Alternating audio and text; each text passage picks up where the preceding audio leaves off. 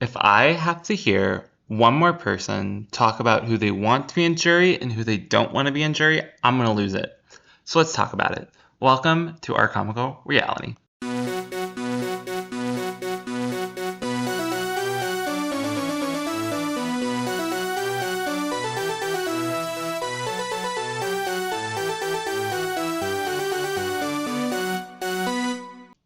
Hello, everyone, and welcome to day 12 with an asterisk of the Big Brother 27 Companion. It's surreal that we're on to episode 12 already, but it's super exciting to be there.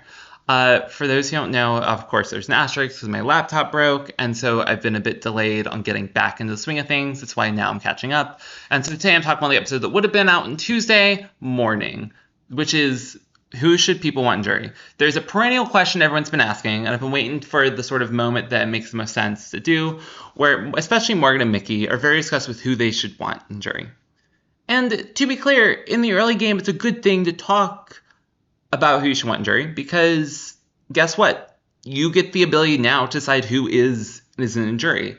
But a lot of what people are talking about for why they don't want someone in jury, often that reasoning is kind of illogical.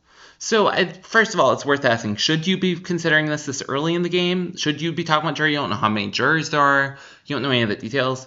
Or should you be focused on other things? I would say generally you should be focusing on other things. But to be clear, focusing on who you want in the jury is a genuine thing to be thinking about. There's many players who've lost because there's people in the jury who wouldn't have voted for them, and people who would have, and if they gotten me a small change, they would have won. You know, notably, of course, there was a string of one vote finalists from 18, 19, and 20, three back to back. All three of those would have been decided differently in a 7-person jury versus a 9-person jury, because two of the early boots, the 9th and the 8th juror, were both people who voted against the person who should have been the favorite to win. So Tyler lost, and 8 and 9 went for Casey. Of course, Paul lost both times, and 8 and 9 both times went for would have been Nicole and then Josh. And so who you want in jury is actually a really important question, especially for really talented players, because a lot of times the jury makeup can actually have a heavy influence on what happens. But a lot of times people make the wrong assumptions. So one of the things you should be looking for, I think that people tend to look for, is, will they make a good juror? And what they typically mean by that is, do they have a good understanding of the game? Will they care about recognizing and celebrating the best game? This is a good sentiment to have. People who are really big fans of the show are much more likely to make sort of analytical decisions about who should win the game, right? Someone like Michael is going to think about a lot more things that encompass. Michael from 24 is going to think of a lot more different components of what makes up a winner than someone who just values comps really hard. So the trick is to really figure out what a player values and figure out if what they value is something that you'll care about. I actually think at the beginning of the game, you can get a lot of info about people and their jury thoughts sort of on accident, because in the beginning of the game, a lot of people spill a lot more information than they should. And one of the things you can quickly kind of gather is the kind of gameplay they at least initially seem to prefer, right? Are they someone who cares a lot about being an honest, true to their word person? Are they someone who is wishy-washy, doesn't really know the game? Are they someone who is very, cares a lot about playing with big players? There's a lot of different ways you can view something like that, and a lot of times players beginning will give you info on that. And given that info, you have to make an assessment. Does that player's mentality, what they value in the game, align with my value in the game? So that's sort of one way to push it, right? If someone is a big comp beast and they really care about comps, and you can tell they really care about comps, and you're not a big comp person, you should be careful about letting them into jury, right? Because their game mindset is not going to align with yours. That being said, there is something I think that's more important than game mindset when it comes to a juror. And that's, do they like you? On a fundamental level, are they someone who likes you? Now, that sounds like an obvious thing to think about, but a lot of times people don't quite realize how important the liking you factor is. Because if someone doesn't like you, they won't give you the win on most situations. I think there's a couple exceptions. Davon's sort of one of them in 18, But generally speaking, if you're not liked, you're not going to be rewarded, because people don't want to give someone $750,000 life-changing money if they don't like you. They'd rather give to someone they like, right? There's a belief. I don't know if I fully subscribe to the theory, and I need to talk to Azza to get a full, complete understanding of it. But Azza's said before that she believes she would have beaten Xavier in Big Brother 23. Now, like I said, I'm not convinced that that's true, but one of Azza's cases really stemmed down to the fact that a lot of people really liked Azza, really valued Azza, and Azza had gameplay components that a lot of people valued. At its core, a lot of people would have voted for Azza over Xavier because Azza meant a lot to them. I don't think Kylan wouldn't have, Big D wouldn't have. But there's some belief that like Tiffany would have, Claire would have, Derek X would have, and there's a couple other examples. Brittany obviously would have gone for Azza, and maybe Big D changed his mind, although it didn't seem likely. And there's a couple votes that, from a likability perspective, people who cared a lot more for Azza than cared for Xavier. Obviously, Brittany and D'Angelo is the best example of that, but my understanding is there's 3 other people that Azza thought she could have. No, I guess it's a jury of 9. So there's 4 other people who Azza thinks she could have gotten. Now, like I said, I don't know if I agree with this sentiment, but it's not unreasonable to say Sarah Beth would have voted for Azza from a likability perspective. I think a lot of times people want to vote for their friends. It's why a lot of Tyler's votes came from his final twos, even though he betrayed them. People often say, "Oh, I can't have too many final twos, come to lose the jury." But Tyler's friends voted for him, right? So a lot of times you think about, what kinds of people like me? Does this person like me, or do they talk shit about me? If they talk shit about me, they're much less likely to vote for me in jury than if they don't talk shit about me. If we're friends outside of the game sense, they're more likely to vote for me than if we're not friends and we just have a game relation, right? And that is a key component. For someone like Mickey, she should be talking about the kinds of people who like her, people who would be kind of aligned with her, people who she has a good life relation with, even if she doesn't have a good game relationship. Someone like Amy is not necessarily an anti-Mickey vote, which makes the Mickey talking about, I want to get people who aren't going to be good jurors, is a bad idea. Because Amy's someone who gets along with Mickey, from my understanding, right? Amy likes Mickey. Amy doesn't necessarily have a good connection with people like Zach.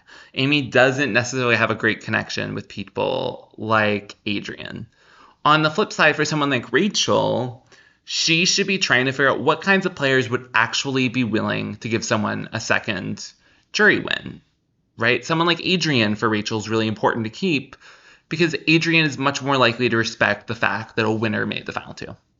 Whereas someone who doesn't really know the game, for example, Keanu, probably isn't going to support a Rachel second win. I think the same is true for people like Riley, who are like, well, you've gotten $500,000 before. Why would I give you $750 now? Right? And so every player has to look at the kind of game that they value and who likes them. I think that those are sort of the two things. Do your game align, and do they generally like you? And if they do both, you really should be trying to fight for them to stay, if there's a decent enough strategic incentive. At the same time, though, it's also week 2. There are either 4 people who will be pre-jurors, or there will be 6, depending on which route they take, a 5, 6 person, 7 person jury versus a 9 person jury, right? And in either situation, you've got so many weeks to go. Are you really worried about if the person who is 5th is going to vote for you or not? The person who is going out right now, would they have voted for you? Like, for example, would Zay have voted for Mickey? I don't know. But does it matter right now if Zay would be targeting you and your allies and making your life harder? No. Even if Zay was a big Mickey fan outside of the strategy, that matters, right? I think that kind of mentality of people vote for their friends is one of the things that people don't understand about Taylor's game, right? Taylor was a social player. Taylor in Big Brother 24 was really, really good at building social connections where they often didn't exist. One of her core strengths is her resilience, her ability to never give up on making friends with people. Sometimes it would take a while. It would take a couple tries. Sometimes it would take pieces around somebody being gone to break through. Someone like Nicole comes out of the house after having willingly put herself on the block because she wanted Taylor out, comes out and is like, I really like Taylor. That is weird. Like, that is a really good social skill. Nicole is someone who would probably vote for Taylor in the end.